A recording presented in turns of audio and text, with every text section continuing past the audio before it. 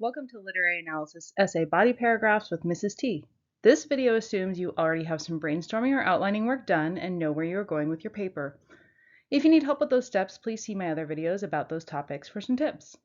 Today we'll go over the Literary Analysis Body Paragraphs and I'll share some examples with you.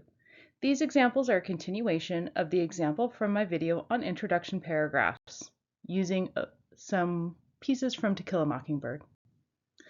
The writing pause points are also intended for those typing their paper. These are our goals today.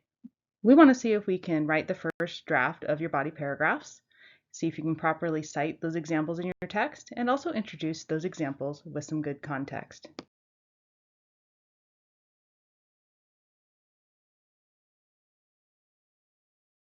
All right, before we get started, let's do a quick review of a basic essay format. First of all, there's the introduction paragraph. If you want more details on what goes into an introduction, please see my video on introduction paragraphs. Introductions, the basics, they have a hook, attention getter to get your reader interested in your topic. They have background information to establish the context of your topic and what you're going to say about it, which finally leads us to your main point, which is your thesis.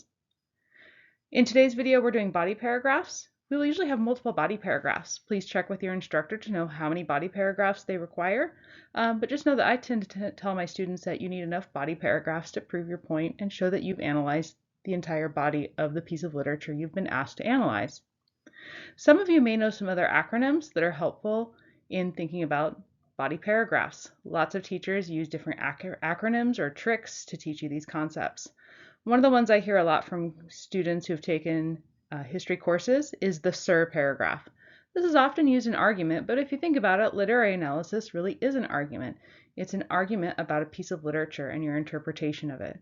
So it does kind of cross over. SIR stands for claim, evidence, and reasoning. However, I think that acronym kind of leaves a little bit more on the table that we should really address. So you'll see that I have lots of other components added to that acronym in my body paragraph parts. The other one you'll tend to see is just an abbreviation of the parts that I have, which is TS, CD, and COM. You'll have a lot of teachers tell you need one sentence of topic sentence, one sentence concrete detail, and 2 sentences of commentary. Me personally, I tell students that if they really need a minimum number of sentences, but as you develop as a writer, you really should not be locked into that there's a certain number that you need in order to be sufficient in your writing. There's many sophisticated writers who are able to combine sentences and say something in one sentence that somebody else might need 2 or 3 sentences to say. So I don't like students to get locked into this idea of I need X number of sentences, because that can often hamper your writing ability and really your style. So for me, a body paragraph has some main components. We usually have a topic sentence that establishes what that paragraph is going to prove about the main idea. So it is a breakdown of the thesis. We also have concrete details. Those are evidence or examples or other words for those. They may be quotations, summary, paraphrasing. You may have a teacher that tells you you need to have a certain number of examples and also tell you how many of those need to be direct quotations from your text. That's all teacher discretion. A lot of that is trying to get you to be as specific as possible while also picking the most relevant information to include in your analysis. It also helps make sure that you're not just depending on a bunch of summary. Summary, the danger with that is that you can often get into where you are too general, vague, or you simply misinterpret what was going on in the scene. Quotations are pretty concrete. That's why we call them concrete details. We can look at them. We can point at them in the book. We can talk about how we interpret them and argue about that, but we can't argue what the author wrote. We know what they wrote. It's there on the page. Quotations should be used whenever applicable, and I usually tell my students to use a combination of quotations and paraphrase. Then we have commentary. That's your explanation. It's your connection to your main idea. This is the largest portion of the essay. That's why a lot of teachers will tell you to have at least 2 sentences of commentary for every single piece of evidence. You're going to notice in my examples later in this presentation that commentary is the biggest section every single time and is usually numerous paragraphs because there's a few things we need to do when we write commentary. Finally, you transition to the next body paragraph. This gives a sense of closure and also tells us where we're going. Some students struggle with this one quite a bit, and some students don't do it at all because they end up doing the transition actually in the topic sentence of the next paragraph. I always tell my students it's kind of up to them, but you really want to pick one or the other for every paragraph, that you either want to close out the previous one or you want to start to explain how this idea is transitioning to the next. And then the last part of the essay is the conclusion paragraph. Honestly, in high school, this is the thing I struggled with the most with my teachers. For some reason, I just did not get it. I did not understand it. So I have a separate video all about conclusions, and I keep it pretty simple so that you can at least get the basics and leave your readers with a sense of closure.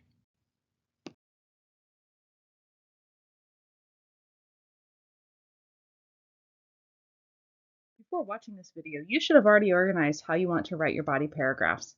If you didn't, then you probably should go get some resources to help you out with that.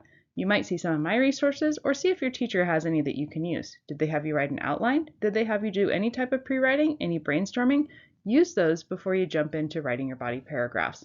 If you try to wing it, it's probably going to feel like you wing it, or you're going to have to spend a lot of time digging back through a text or revising. So do you really want to have to do that? Do you want a disjointed paper that doesn't have a line of reasoning?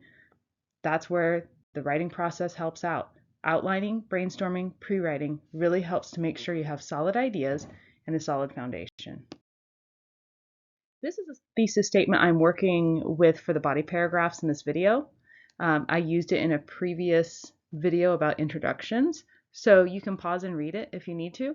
Remember, everything I talk about in the body paragraphs here will point back to this thesis specifically.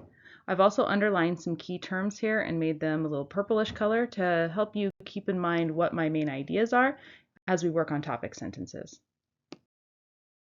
So just a quick reminder of what a topic sentence does. It breaks down the argument into smaller chunks and has a large idea it is working with.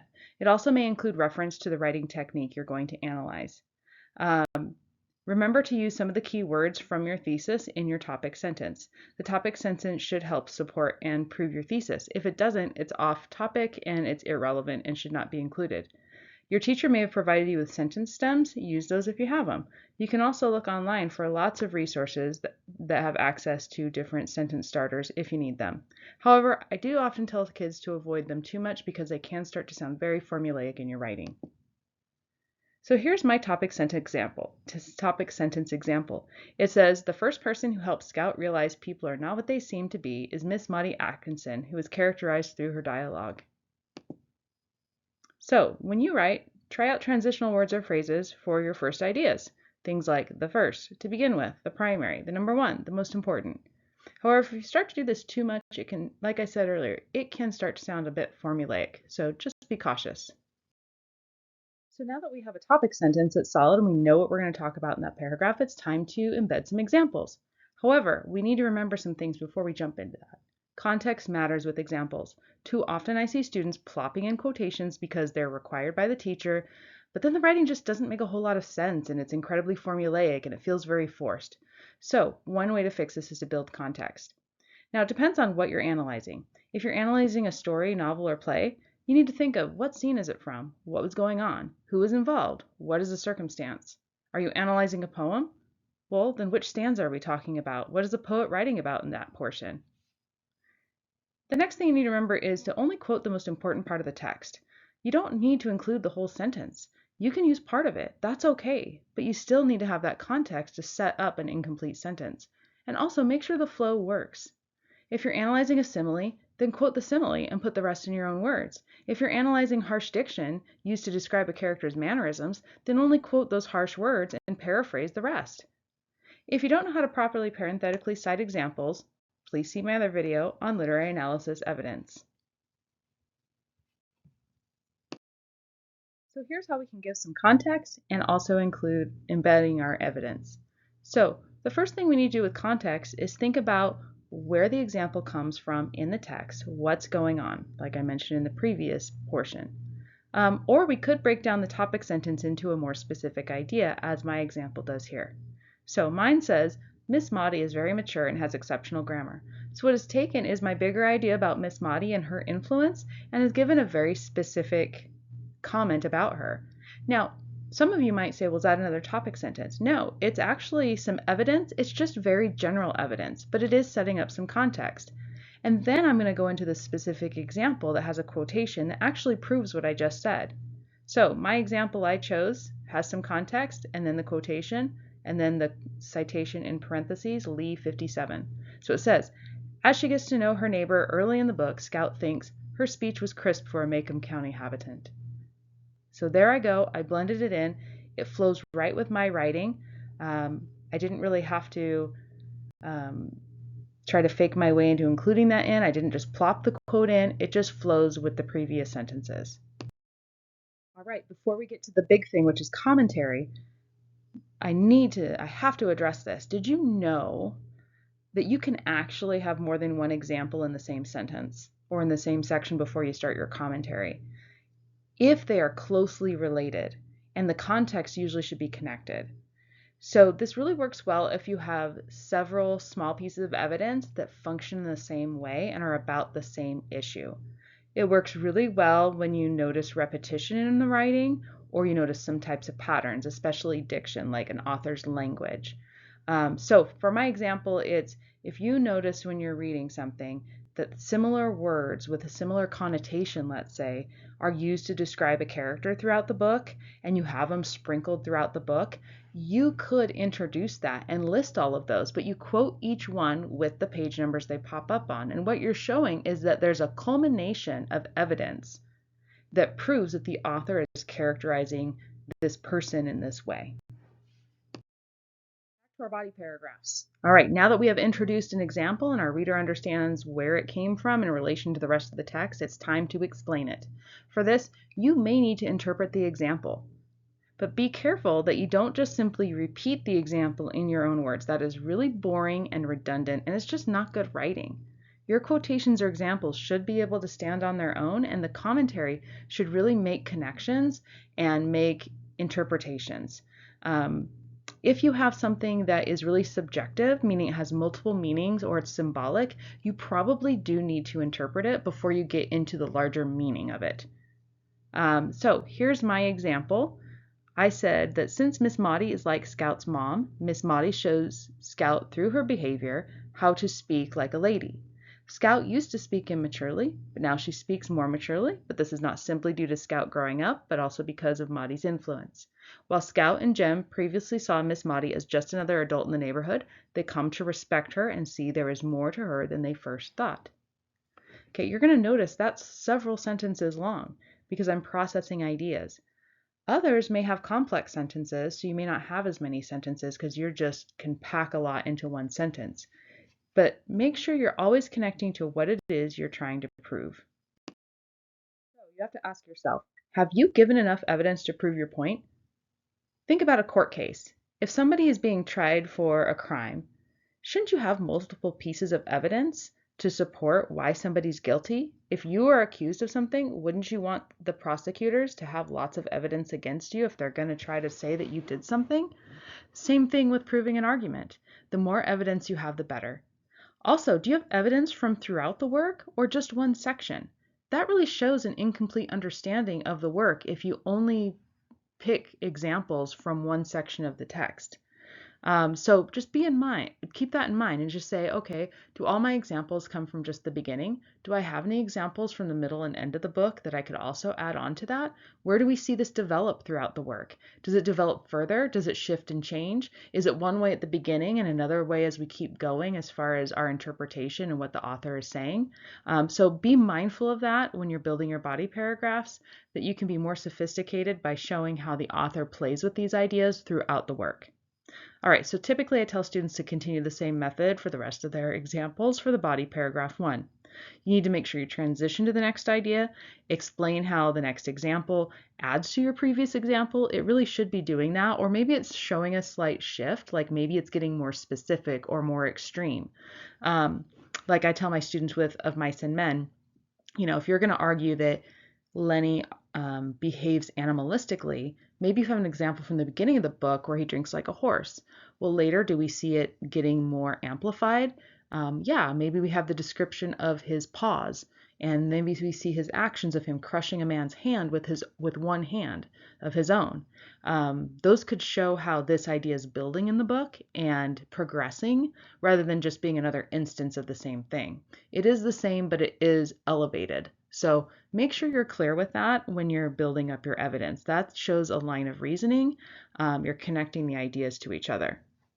The other thing you can think of is, do you have another writing technique that also supports the idea you're talking about in that paragraph? So let's say, for example, I talked about how Miss Maudie speaks. That's her dialogue, that's her dialect.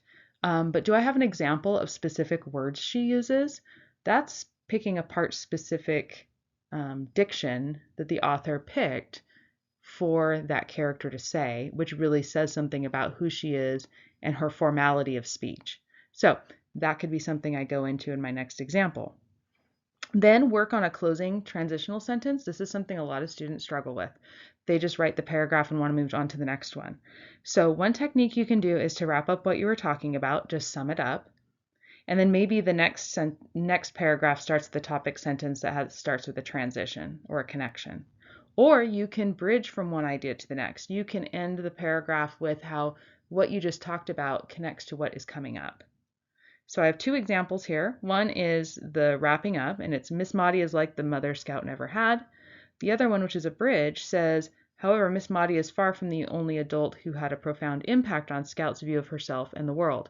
Oh, so I know the next paragraph is going to be about another adult. Cool, I know where you're going. In this case, in this essay, the student is going to use both of those because they work together to transition to the next paragraph. Guys, here's the paragraph put together and smoothed out. The yellow is the topic sentence, the blue is the context, the green is the example, and the pink is the commentary. Notice how much commentary there is. It's the largest portion.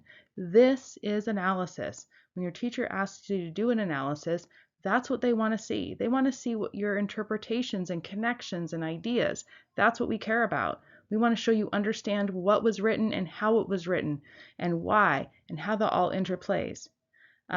After this example I have, like I said earlier, I would move on probably another example. But I need to give some context for that as well. I need to transition and show, am I talking about an example later in the book? Have other things happened since this other example? Or is it just adding on to that? Is it just another technique that I also noticed that helps support this idea about Miss Maudie? If you need to, pause and read the paragraph, see what I have here. All right, we're getting close to the end, but we got to look at other body paragraphs. So body paragraph 2, if I'm working on that, I need to look back at my thesis and ask myself, if I don't have an outline already, what topic or example comes next? Or if I have an outline, I need to say, am I still going in that direction, or do I need to change things? Because sometimes when we write, we change our mind. We may have a plan going into it, but we might say, oh, this would work actually a lot better.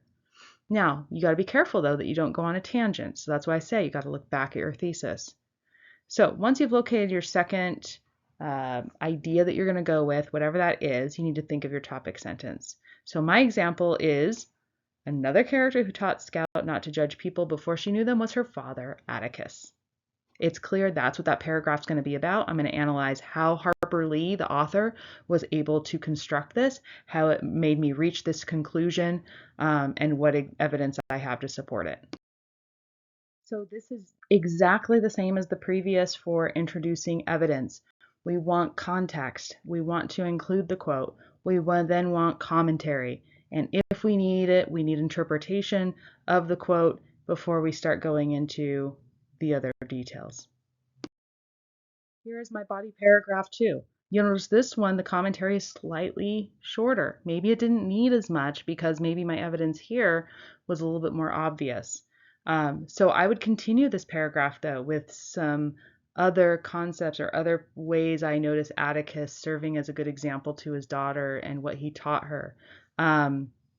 So I'd maybe go into how he leads by example, not by just what he tells her of how to treat people or how to judge them, or not judge them in this case, but how he actually shows that to her in the book. So there you have it. You just continue going with your other body paragraphs and follow the same method and just make sure they're clear what they're about. Make sure the evidence actually supports what you're claiming. Make sure you've explained the examples well enough without being too repetitive and dumbing it down for your reader. and keep going till the end. I usually tell my students to have at least 3 body paragraphs, but you could have 4, 5, or 6. When you get to college, you're going to be writing multiple page papers, like 5, 6, 10-page papers, depending on your class. So you need to know that, you can have as many body paragraphs as you need. You just need to make sure they're organized, they're in a logical order, and that's why that pre-writing is so important, is to make sure you have a good line of reasoning, you've thought through what order you're going to go in. You also need to make sure you check your instructor's instructions or the rubric.